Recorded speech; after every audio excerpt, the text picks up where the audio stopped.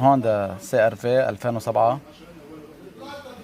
بس نفتح اللوك والانلوك تبع السيارة بنسمع صوت. هذا صوت القفل، بكون بده غيار. فكينا القفل لبرا، هذا هو القفل اللي بده غيار.